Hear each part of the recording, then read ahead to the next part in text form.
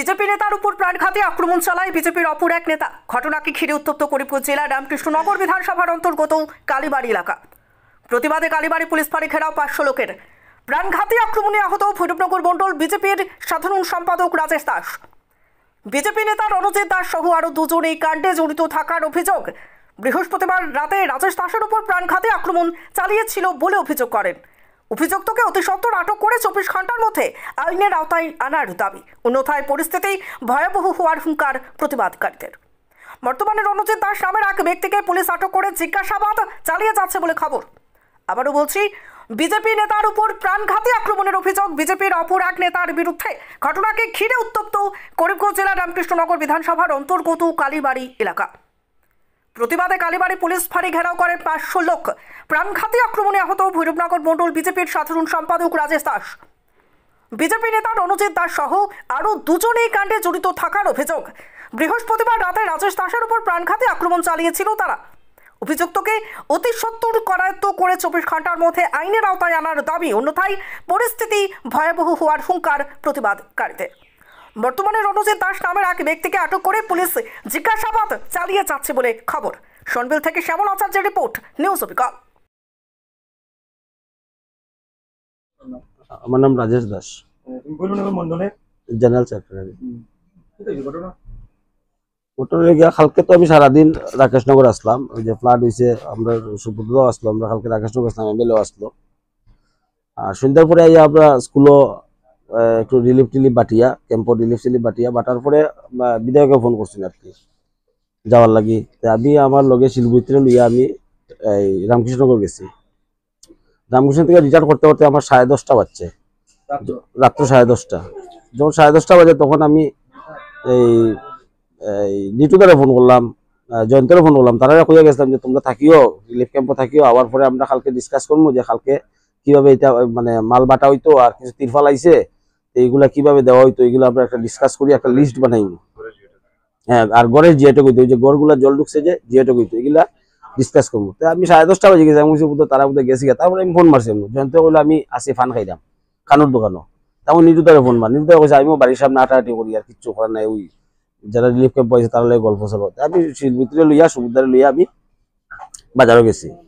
বাজারে যাওয়ার পরে প্রায় 1-1.5 ঘন্টা আমরা বইয়া গল্প টল্প করছি, কেন বাস স্ট্যান্ড গল্প টল্প করিয়া নিরুদার ঘরে গেল গিয়া, সুবুদ্ধার ঘরে গেল গিয়া, সুবুদ্ধার অন্য নামাইছি তুমি হে ঘরে গেল গিয়া, এই জয়ন্ত তার ঘরে গেল গিয়া। তো ওখানে আওয়ার পরে কি হয়েছে, মানে আমার প্রত্যেকদিন আমার গাড়িটা এখানে একটা গাড়ির ঘর আছে পার্কিং, আমি প্রত্যেকদিন এখানে গাড়ি পার্কিং করিয়া আমি ঘরে আই। কালকে 2 দিন কি হয়েছে, এখানে জলে গেছে খালপাটটার মধ্যে, গাড়িটা আয় না আর কি। গাড়িটা না হয় আমি গাড়িটা ওইখানে সামনে রাখিয়া, ওদিকে আমার ঠাকুর বাসার উপর দিকে একটা রাস্তা আছে আর কি, আমি ওদিকে আই। কালকে কি হয়েছে, আমি আর হে আইলাম কেন, এদিকে তো 20টা লাগে, আর আমার হাফ প্যান্ট আসিল বুঝছো কালকে। ওই জায়গায় এদিকে আর লগেটাই কোনো ফার্ম পাচ্ছে, ওই যে মাছ মারার লাগে বাচ্চারা জাল পাচ্ছে, চল জাল দেখবো মাছ লাগছে বুঝে, শিল্পজিৎ নমসূদ্র হে আমার লগেও আসলো। তখন ওরা মাছ টাছ দেখি আমরা, হের বাসাটা ওই ওটা আর আমার রাস্তাটা ওটা, হে ওদিকে ঢুকে গেছে, মানে ঘরের আড়াল আর কি, হে আমার দেখেন না, মিডিল একটা ঘর আর কি, আর আমি ও সাইডে হে গেছে কি, আমি অন্য আওয়ার লগে লগে হে তো আমার দেখেন না, তারা 3 জন বাইরেছে, 3 জন বাইরেছে, মানে কোনো মাত কথা নাই। সামনে হইল গিয়া রঞ্জিত দাস, গামারিয়া জিপির এপি, প্রাক্তন এপি, তারপর প্রসেনজিৎ দাস, আপনার প্রমোদের ছোট ভাই, আর আরেকজন আমি চিনছি না, সচককে দেখছি, আমি নিজে দেখছি। তারা আমার উপরে 2-3 মিনিট অ্যাটাক করছে, 2-3 মিনিট আমার উপরে মারছে, বাইরেইছে রড দিয়া, আমি কুইয়ার পরে কিটা দিয়া মারছে।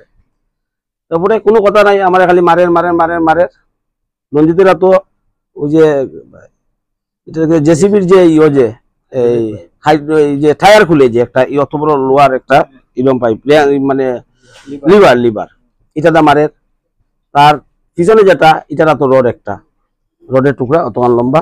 আর রঞ্জিতের তো একটা সুক্কা একটা মানে রডেও মানে সুক্কা করা আর কি, ঠিক আছে, ধারালো অস্ত্র। ওনা হওয়ার পরে কন্টিনিউ আমি তো সিললেই, আমি নার্ভাস হয়ে গেছি।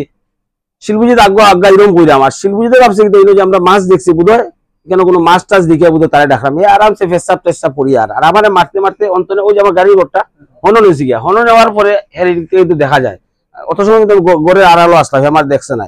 তখন এ দৌড়ে আইছে, দৌড়ে হয়েছে কুত্তার বাচ্চা রঞ্জিত যেমনি কইছে চিল্লি মারছে, দুজনে যখন চিল্লাইছে তখন তো মানুষও শুনলেইছে, তারা দরজা খুলে তারা বাগিয়া গেছে গিয়া।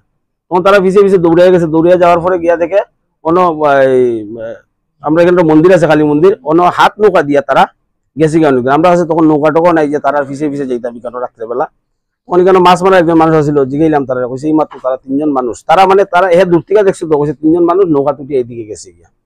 3 জন আক্রমণ করার লাগে 3 জন আক্রমণ করিয়া এখানে ঘরের পিছনে লুকাইলাছিল, আমি দেখছিও না। এখানে আওয়ার লগে লগে তারা 12 ইয়ার ডাইরেক্ট আমার উপরে এটা।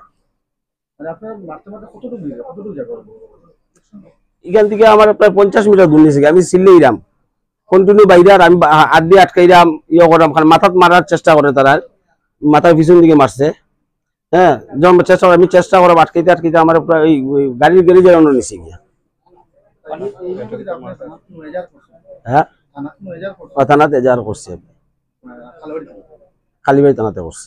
মানে তিনজনই একসঙ্গে আপনার কেউ মাথাত মারে, কেউ শরীর মারে, কেউ যে আঁঠুত মারছে, মানে কন্টিনিউ মানে মানে খালি বাইরে আর কি, যেদিকে পড়ে তারা তো এটা দেখাতে দুম